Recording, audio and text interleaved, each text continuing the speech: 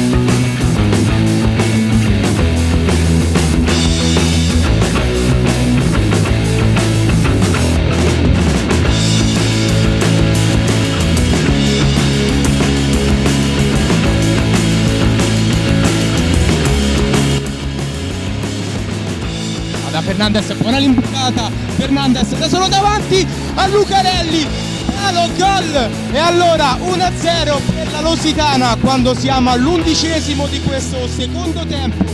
Finalmente il match si sblocca qui al G-Sport Village e la Lusitana passa in vantaggio.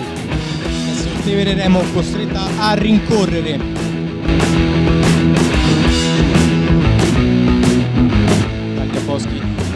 Ancora da Campanelli, Tagliaboschi batte per la seconda volta Lucarelli, la Lusitana, e si porta sul 2-0 quando siamo a 14 minuti e 33 secondi, raddoppio della squadra di Paternò.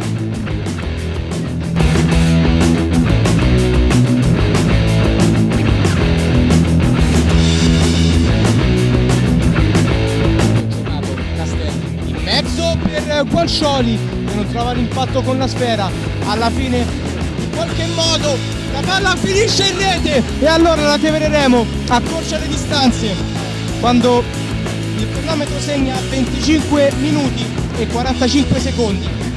La Tevereremo si riporta sotto.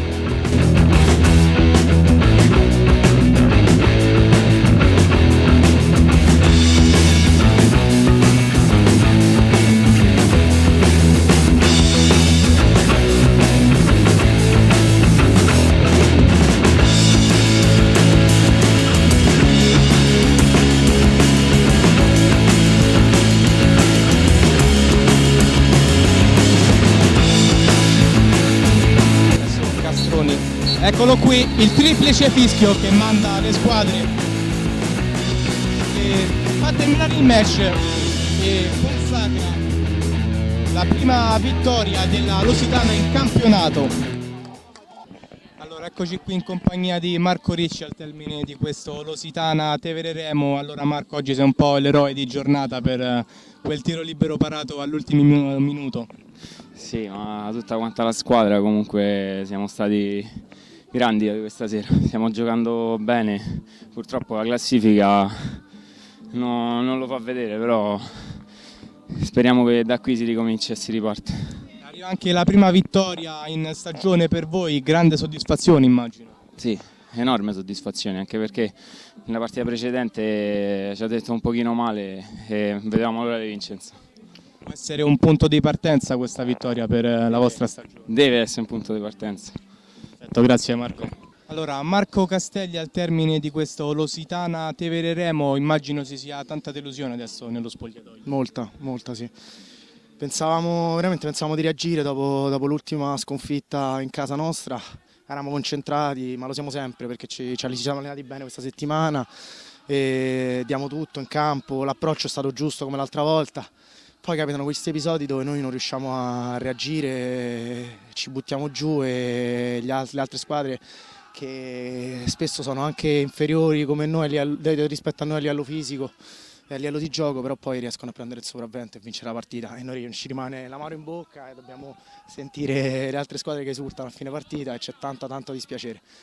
Il gruppo è buono, siamo tutti uniti, siamo tutti amici, però c'è qualcosa che ancora non funziona. Ci stiamo lavorando, speriamo di migliorarla. E che cos'è secondo te questo qualcosa che manca alla squadra? Beh, come si è visto oggi, sicuramente quando subiamo gol non riusciamo a reagire, ci buttiamo giù, ci iniziamo a deconcentrare, a urlare l'uno contro l'altro e quindi perdiamo quella che è la lucidità che ci serve per poi costruire le azioni da gol che ci portano a segnare, a ritrovare la carica giusta per rimanere concentrati fino alla fine della partita. Questo è il problema più grave. Per il resto ancora comunque siamo una squadra giovane a livello di calcetto, nel senso tutta gente esperta, gente grande, però a livello di tattica del calcio a 5 ancora siamo molto acerbi. Ci stiamo lavorando. Abbiamo 2 allenatori preparatissimi che danno veramente il cuore ogni allenamento, ci provano a spiegare le cose. Poi sta a noi trovare il cavillo giusto che ci fa migliorare. Ci proveremo fino alla fine, il campionato è lungo, speriamo bene.